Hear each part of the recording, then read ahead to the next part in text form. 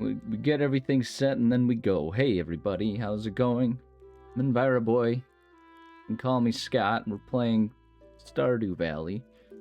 Gonna pretend to be farmers for a day, as we've done 48 other days since I started this series. When it ends, nobody knows. There is no end to Stardew Valley. There is only the farm. There is only the farm and the lifestyle for which it invokes. Check the weather. Welcome to Kozu 5. Forced weather and entertainment, whatever. It's going to be a beautiful sunny day tomorrow. Wonderful in its own right. The fortune teller tells us that the spirits are going to make our life difficult. We ask fate what else is new. Living off the land. Blackberry season, bushes across the countryside are overflowing with blackberries, and isn't that just the most special thing you can imagine? Alright, so we have our stuff here. Things going. We'll let time pass for a moment. Go check on our chickens here. How are we doing here? They're still very upset with me. We have hay. Man, it feels like I ought to do something with these. Oh! We can put stuff there. What do you know about that? Alright, well, you can fill the hoppers with stuff or whatever's going on there. Samantha looks grumpy. Okay, well, and Frida's looking a little thin. Well, such is life when surviving in the barn of someone who doesn't know what the crap they're doing with chickens and is just kind of guessing as they go. It's dysfunctional, certainly, and a problem for the poor dear chickens, but their fate is sealed as in ways that they are just gonna have to contend with and deal with, I guess, because that's just how it goes sometimes. You don't get to choose who your, master is, or whatever you want to call it. Though I would argue that the term master is perhaps a little bit of an uncomfortable one. It's not one that I've been overly fond of for most of my life. What is it not letting me harvest? Okay, well, we've got stuff to harvest there. Is that the only one that's the only errant harvestable one? And so we do this and then we've got it's an ancient fruit, that's why. Been dormant for aeons. I don't know what that means. I don't know what to do with it or anything like that. It's not for anything. We can just... What do we do with it? We can dry it, we can wine it, and we can jelly it. And we can genie pants it, as one does. This feels like one that's worth saving, considering we can make genie pants out of it. Can I? No, it won't let me, chain the stuff. Wouldn't that be great? Of course people like this. It's fantastic and whimsical and all kinds of fresh. It's been dormant for eons. We'll save that one. We'll put that in our fruit and vegetable. There we go, fruit and flower chest. We can put those in there. We still have, look at these giant, delicious melons. Oh, we can put those in the thing, I guess. Alright, well, cranberries we can sell. Send those to the shipping bin. Sell the beautiful cranberries. We have, we must ask ourselves, we often must make sure that we know what we're doing with all of our stuff, and it can be really hard to know if we actually know what we're supposed to be doing with these things. What's the ruby good for? Recipes. Okay, well, whatever that means, looks like some sort of weird coding thing, so we're just gonna go ahead and sell those and make ourselves some moolah off of it. And then we're gonna go ahead and begin the arduous process of watering all of our flowers, and then we'll probably spend the day returning to the mines so we can continue to get all of the fantastical things needed to be able to get ourselves proper sprinkler systems developed, and then we can, go ahead and have just an actual functional system of being able to not have to spend all of our time and energy watering things. While there might be something meditative about this process for some people, for Belinda, it is nothing more than the tedious set of crunches that someone might find a certain satisfaction in having done, but the process of actually doing feels, well, just that, tedious and frankly beneath her, as she has demonstrated time and time again in her life that she is indeed a powerful, ethereal, beautiful being, capable of much more than simply sipping a can of water in the direction of some parched seeds desperate for nourishment and, and growth. So we go and we refill the watering can and sigh with the ever beleaguered state of wishing that we not only had something more interesting to do, but something more interesting to say, as the monotony of these projects takes over and consumes our very minds. Some people find these types of processes meditative. Our cat jumps up in front of the screen as she does, so I can't see what on earth I'm doing. It's her calling in life to do that and to hit the microphone and bump things and make it difficult. Now she's just going to stand in the way of everything. What she does, and she moves the microphone again. We eventually return. The monotony has been broken by some ethereal thing. Belinda finds herself pondering these words spoken into her mind as though if by some god, some being... Okay, kitty, this is getting difficult. Okay, come here. Nope, onto the lap. There we go. You just hang out on our lap. There we go. Okay. We're done bumping the microphone. Ben, you've successfully disrupted everything and made the good people watching this video both amused and confused about the state of things. Don't claw the chair. Don't claw the chair. She has been so naughty today. She's clawing chairs, attacking her brother. Her brother was trying to eat breakfast this morning, and she found it necessary to... Blackberry season right now. Everyone says so. Everyone's obsessed with the blackberries. Blackberries this, blackberries that.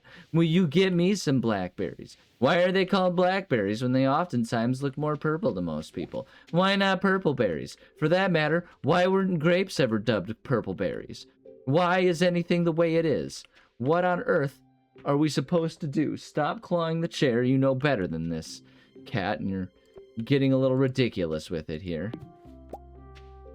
Let's do some hoeing of the tree seeds so we can maybe make ourselves some stuff here. And scythe this. Grab the hay that will eventually go to our or will go to the silo. Looks like the silo is automatically collecting the hay, which is a beneficial thing and saves us some time. And now we sit here and wonder, what the crap was I talking about before I got off on these tangents? Perhaps it was a tangent of Belinda gaining some sort of prescient understanding of the fact that she herself is nothing more than a character in a game, and that the one controlling her is actually also the one speaking strange, confused nonsenses into existence around her. Maybe that's the case. And she doesn't know. How would she know? She has no way of knowing whether that's the truth or not. And perhaps that's what all of us are. Perhaps we are nothing more than the Deltarune-esque character living a reality that is not within our control. And we find ourselves bound and beholden to the insanity of everything that happens to us. And we're simply observing, fooled into thinking that we have free will, unless we find a way to break free of it in ways that are unspoken and unknowable to the beings of the mortal realm. How could we know? We'll never know. We can never know. There's no way to know these things, and so we need to find Linus. He wanted the blackberries. Where's Linus? If we check our map, we can presumably see, is he in... Where's Linus? Linus, you son of a gun, where are you? You're everywhere I don't need you to be, and you're nowhere that I need you to be. You found ways to make yourself vanish into thin air. Where are you? Oh, wait, there you are. You're up there. I'm just blind, that's all. I apologize, Linus. I apologize for the intensity with which I was speaking. It was uncalled for and probably not your fault. Probably. Maybe it was. It's hard for us to know. Got it, winter foraging. No, that's the foraging one. And so Belinda continues on her farming adventures, wishing that there was an easier way for her to know what she needed to do. We need 5 of these. 5? That's insane. That's so many. No wonder we weren't putting it there. I wondered. That's so many. Why do I need 5? Why do I have to give 5 of my best melons? It seems so extreme. Because I could be selling that for some sweet, sweet cash, man. Like, that would be so awesome if we could just actually earn money from it. The American way. Earning our stripes is not a philanthropist or a patriot, but as a capitalist, milking dry the very society that sustains us, and enjoying the benefits for our own benefit. And that's why we steal from nature, taking the blackberries, the delicious sustenance, so that we can, rather than just leaving them for the poor homeless hairy man to find on his own, we take them so we can give them to him ourselves. And though it may seem on the surface as though it were philanthropy, the fact is the philanthropy would be just leaving them for him to find. But instead we have to get the social capital as though living in some sort of weird, intense society in which everything has to be given a value. Every single thing. That's how we live. That's how we live. And you can't not live that way. He's up at the spa. We'll go spying with him. Wait, hold on. Are we... Yeah, we'll let time keep flowing until the day passes. Linus! We're deep into the caves. They hold some hidden secrets. Just be cautious if you go in there. Linus! Linus, don't talk to me about caution. This is a great gift. Thank you. You're welcome, Linus. Was that all? Giving him a gift today. Okay, well, if that's all that he wants, he's been given the blackberries of delight. And now we'll go and sell them. Hold on, we just put the seeds away too, and then we'll go to the shipping bin and make our cash. We gotta make our bag, man. We gotta do it. Belinda, you can't slack off on making the cash. Go steal that acorn from the squirrel. You can make food out of that or something, man. Like, we need everything we can get. What's happening here? We got the blackberry basket. Find Linus' basket and return it to him. Oh, it wasn't blackberries that he wanted. It was the blackberry basket. And so we see the importance of reading. Belinda is not one who didn't learn to read, but rather one who learned that reading is for those with time to spare and not money to make. And so she shuns the act, leaves it behind, not interested in anything to do with it. Instead, just going about her money-making endeavors as the hero of her story. The most heroic of all heroes within her story. And she sits in the hot sauna waters and makes one wonder, why don't we have actual giant swimming pool-sized hot tubs? That sounds so awesome, man. I want to go swimming in hot water. Like, cold water's fun and all, but... like, that's what's all around us. You go to a lake, it's freezing cold, man. Why not make a super hot pool? Talk about working up a good sweat. Can you imagine just like swimming for hours in hot water? You'd be dehydrated in the most dangerous way possible because you wouldn't imagine yourself getting thirsty when surrounded by water. That's how they get you, man. That's how they get you. You gotta watch out for that. Belinda, now having refreshed herself, shall go to the mines. She'll work the mines for hours, as the majestic Belinda does, earning her keep, building her stuff, her things, Wait, hold on a second. Let's pause time, though, because she also will need to speak with the one friend that we're trying to, you know, make friends with. We'll do that on the way back, because we'll just go into the mine. She's there. We can go talk to her. With time frozen, that's fine. We'll continue on our quests to the deepest, darkest. Wait, hold on a second. We might be able to make ourselves a couple of the things as it is. What did we need? We needed Belinda needs to recall iron, gold, and quartz. So we go into our stuff and we can go to our furnace chest. Definitely have iron, gold, and quartz bars. Right? Is that what that is? Yeah, that's refined quartz. We have iron and gold, so now we can just go to our resource chest and figure out how many. We've got plenty of these. My God, we have so many of them. So we can make ourselves more sprinklers. It's all about the sprinklers, man. You gotta have sprinklers.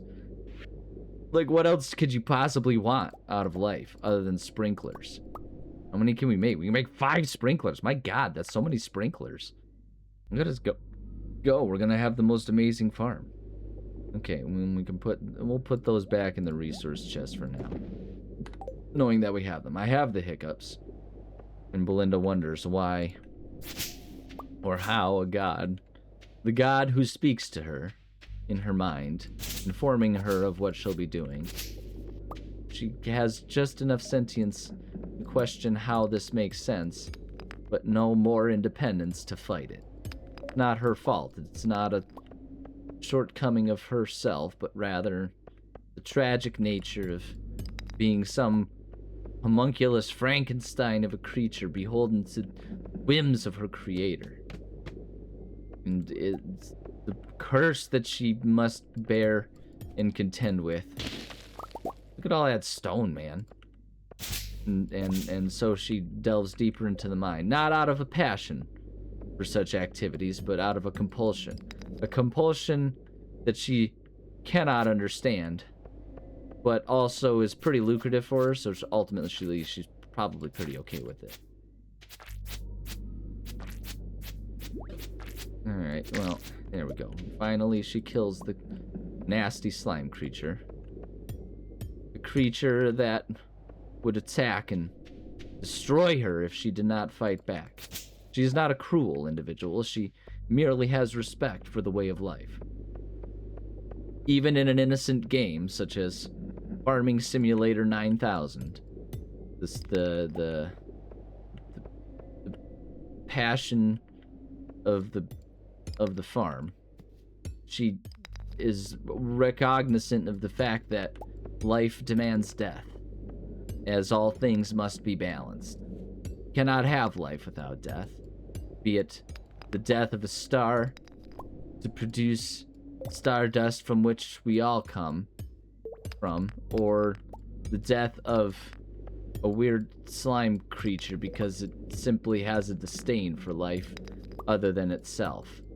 Where's this gosh darn staircase? There's gotta be one around here somewhere. There's gotta be one. You gotta give it to me, man. We didn't already find it, did we? No, we haven't found it yet. So we continue to search and try desperately to find a way out of this place. We can't be at the bottom yet, man. This is getting ridiculous. There we go. Sheesh. Golly and sheesh, man.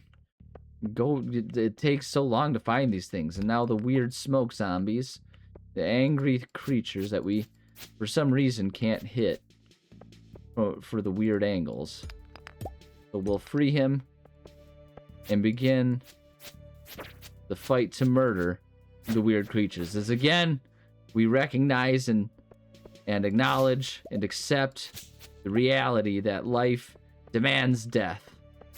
Death of innocence, death of creatures, and death of my ability to have anything interesting to say at any point. That of which has died many ages ago, and is why we create such fantastical, whimsical characters as the one controlling Belinda now. And so we invoke the question of just how meta are we willing to get with this before we recognize that perhaps we've gone too far. And perhaps it's time for us to just, like, relax about all this stuff and stop being such a little weirdo. The answer is never. We'll never acknowledge that. We do things that bring ourselves joy, and that's the reality of life. And that's in of itself evidenced by the fact that we're just sitting here playing a game, man. Like, what benefit does this have? I make $0 off of this. No, there's no advertising. No, there's not even some big corporate overlord benefiting off of this, which is insane. Like, think about, like, they have nothing to lose from just, like, you know, calling me up and saying, hey, we'll give you $20 to talk about our product. And I'd be like, okay. Because if there's just one person that buys any product in today's economy, these old Pete's, man. Belinda, you gotta hit him, man. You gotta hit him, Belinda. What are you doing? Thank you. Good Lord. You're just gonna sit there and die, Belinda. That's not cool, man. We have that minus 90 energy. Well, we're not gonna eat that one. Could probably have, if we go into our seed chest, we could probably have what we need to make stuff. Let's go to the seed chest, grab that, and that. And that should be enough to make ourselves a seed bar of delight. The survivalist of snacks. And we bring that here. The snack to match the snack that is Belinda. And then we consume. Eat the snack. It's delicious. High energy and health benefits. Eat the snack, yes. And we crunch and munch our way through the energy bars, the Cliff bars of wonder that cause nothing for us. They're simply there for our enjoyment, and so that we may benefit and live beautiful lives of health and good fortune and all of that stuff. And now we can resume our quest to find out what the crap is at the bottom of this mine. I mean, there's got to be an end to it at some point. We'll just keep going down. Because in the meantime, we can grab ourselves some things. The weird floating pink man got a chin and a consternational look of being confused at who the heck this weird lady is who's got a witch hat and apparently the combat prowess of Bruce Lee, Mike Tyson, and someone's mother when she feels her baby is in danger all at once. The ferocity with which Belinda fights, that of a bear, of a glorious bear who's prepared to sacrifice it all so that she does not have to sacrifice her child. And these are the things that we do. So, yeah. We continue on and search, and we go down deeper, knowing that Belinda will ultimately be fine because she is the ultimate in combat warriors, capable of everything unimaginable and impossible, because she is capable of imagining the impossible, while most would ignore such ideas, marking them as foolish, childish errands of whimsy and fairy tale. She sees them for what they are. Destiny. She is destiny, killing the ghosts of copper theft that walk around with bars that probably were forged in the ovens of the dwarves at some point. And now she is the one who finds them and rescues them from their captors, the unfair creatures that just hold them and hoard them like a dragon, searching for things to have but never to use. It is the ultimate dead-end fate of any resource harvested, taken brutally from the soil beneath us, disrespecting the planet that provides us life. And it is the worst fate for such items to be dying in someone's pocket and never used. Better to be turned into some fantastic farm equipment that can bring life, because as we say, all things in balance, life and death. And if you're not an essence of life, then you are yourself become death. And only the weird, power-thirsty individuals who are desperate to you know, wreak havoc every way they can would actually find joy in that. And so it's nice to not have to be that way. And so we come down here, find the cave carrots that we can't take, and so we'll just balance our stuff. We gotta go up into the resource chest, man, and just put as many of these things in there as we can. We can eat the carrots, they're delicious. How are we not having... Gotta put the quartz in there. That can go in, because we can say, actually, the quartz, that goes into the furnace chest of destiny, and these things will go into the monster chest. Store everything. This can just be for eating. That can be for selling. Right? We don't have anything. We can make elixirs. That's kind of nice, but we don't have things to craft that, I don't think, at this moment. We're far too short to make any of those. We could store it, though. We could put that in the forage chest. Put that in there. Put everything in there. Aquamarine, these can be sold. Hold on, where's the furnace chest? Put the quartz in. Get the quartz going so we can have beautiful things. We'll go to the shipping bin. Wait, what's the diamond good for? Lots of things. Fairy dust, geodes. Lots of people like them. Suppose we can keep these for gifts to Emily since we're trying to, you know, get in good with her. Go ahead and sell that. I don't know that we want that. We don't need the bone either. I'm not bothering with stuff. Perhaps that's a foolish thing to do, but... We found ourselves a sword as well, but... We won't worry about that. Instead, we'll just be Belinda. Searching for staircase down. And now we have to break everything and find our way down as we do. This is kind of ridiculous. You'd think that if they were going to make a special floor... We've seen this floor before. So we're about to find ourselves deeper into the unknown and the unknowable, and yet they don't just give us a default staircase or something. That seems a little ridiculous. Seems like it'd be an expected thing to find. What have we found? What did we just eat? Oh my god, what did we do? Belinda, why'd you just eat that? That's so dangerous. Like, it's clearly benefiting you, but my god. Strange, but the taste reminds you of being nice. This is a wonderful thing to have remembrances of being. Remembered all the times when you said please and thank you as a child, and the rush it gave you when someone smiled at you in return and said you're welcome. It's a beautiful thing. It seems so dramatic, but it's also so small, but it is so dramatic because it's everything. It's the essence of life. Kindness, that's the answer, man. Maximum energy level is increased. It's wonderful. We've achieved so much today. Can we fish in the lava? What happens if we fish out here? Oh my god, we can just like fish in the magma pools. What are we about to find in here? We'll just do it once because I'm curious.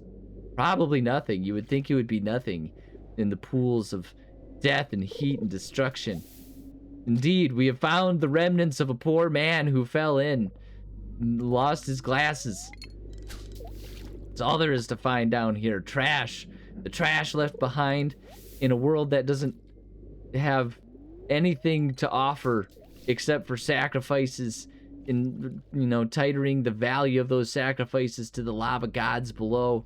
So that way, you know, we don't want to give too many things. Like, they talk about sacrificing a child, but if you can get away with just, like, you know, sacrificing an old cookbook or something, then that's probably for the best. But then again, the glasses are perhaps a grandfather sacrificed, recognizing that his days are limited and probably already had his last Christmas last winter, so he's kind of volunteers his tribute. And, you know, he just kind of hurls himself off when everyone else is like, but dude, we had like $20. We were going to try that. But, you know, he always had a thing for trying to outshine everyone and prove that he's the most altruistic and you know, magical person by, you know, upstaging everyone. And everyone's like, that's classic grandpa.